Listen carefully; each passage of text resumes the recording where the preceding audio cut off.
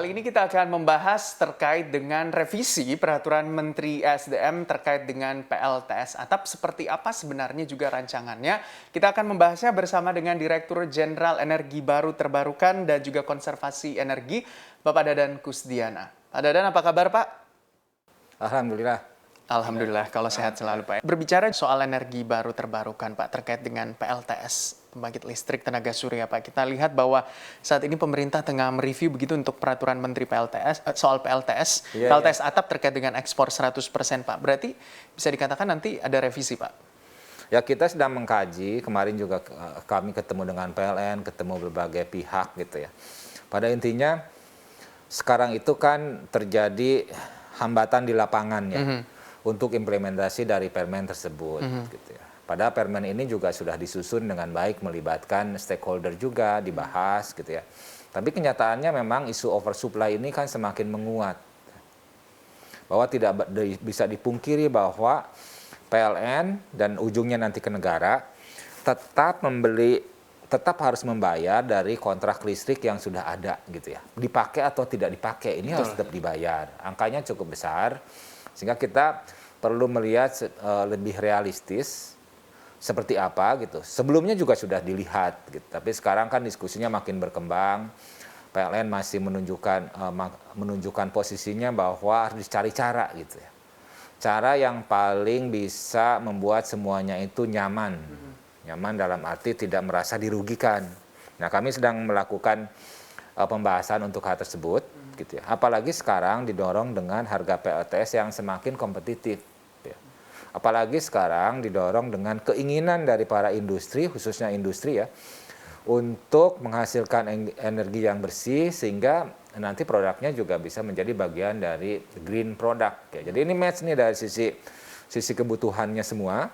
Kita juga ingin mendorong percepatan pemanfaatan EBT melalui PLTS Atap. Ya. Nanti akan ada beberapa skema yang per sekarang misalkan ya kita akan dorong industri itu untuk melakukan operasi paralel gitu ya. Jadi mereka bisa masang sendiri gitu ya. Kita akan permudah dari sisi perizinannya untuk hal tersebut, untuk mendorong itu. Kita akan lihat sampai titik yang mana itu angka 100% itu. Sekarang kan yang rame adalah kapasitas kan di masyarakat itu. Kan di permen itu diatur kapasitas terpasang yang bisa dipasang ya itu maksimum 100% dari kapasitas terpasangnya berlangganan dengan PLN kan disebutnya maksimum. Jadi kalau maksimum itu kan titik teratas gitu. Nah, ini berapa sebetulnya yang nanti bisa layak dan menurut saya ini tidak dalam posisi nanti akan ada angka lagi diturunkan, bukan. Tapi ini barangkali nanti case by case ya. Case by case dengan pedoman yang jelas. Kadang kalau case by case nanti juga tidak jalan tuh diskusinya. Lama diskusinya gitu ya.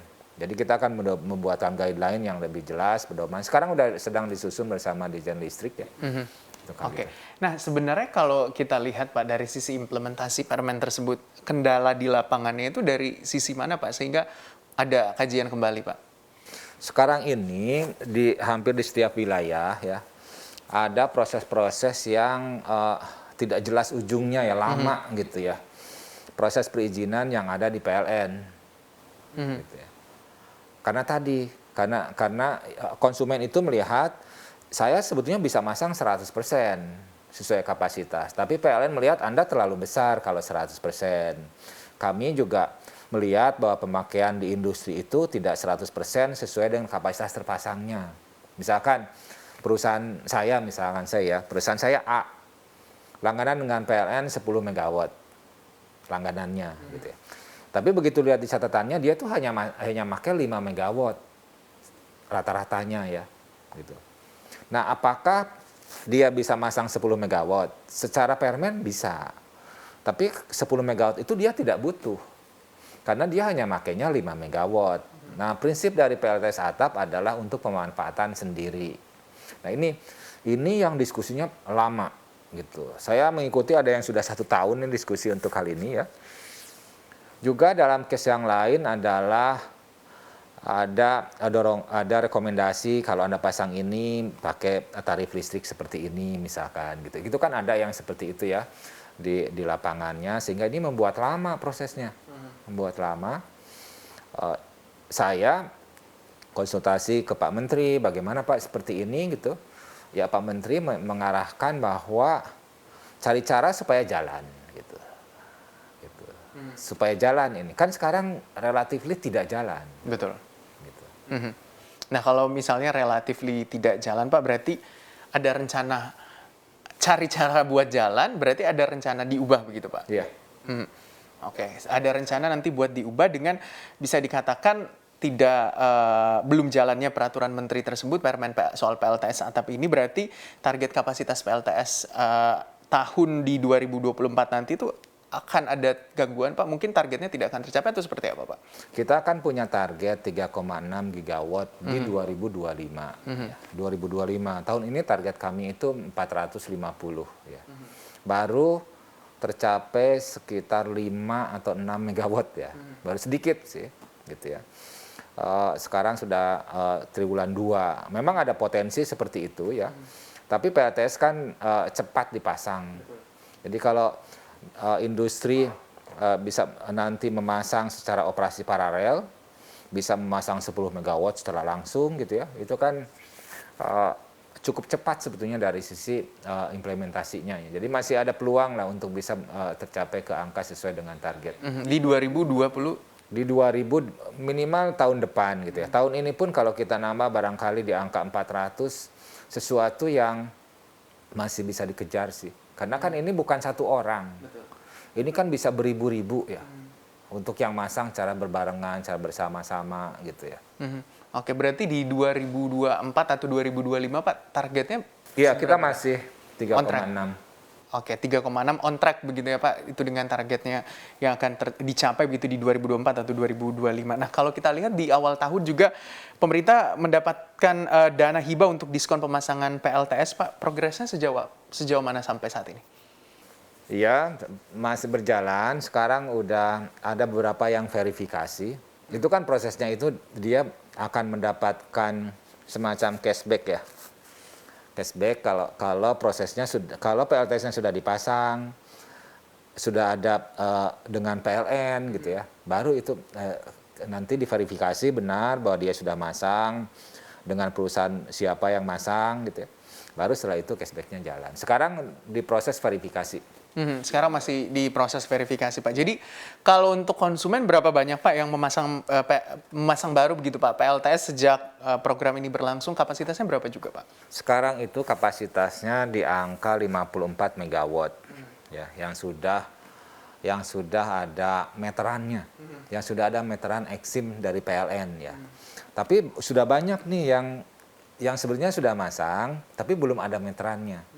Jadi belum bisa dihitung berapa tambahannya. Kemudian dari berapa yang masang, angkanya kira-kira 5.300-an. 5.300-an ya, Pak. Nah, diskon yang diberikan, Pak, seberapa besar, Pak, untuk dan biaya pemasangan PLTS sendiri saat ini? Ini 5.300 tuh yang sudah masang sampai sekarang ya.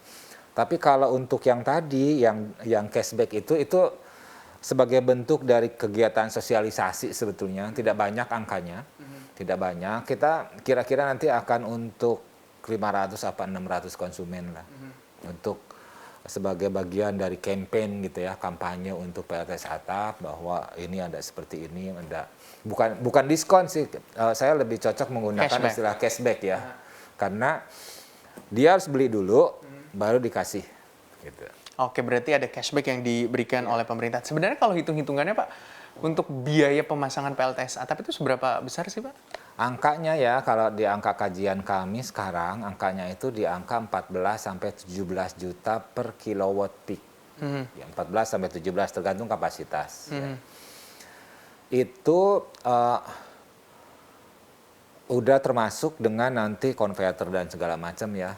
Di luar membeli meterannya. Meterannya kan harus beli ke PLN gitu ya. Itu harganya sekitar 1,7 juta.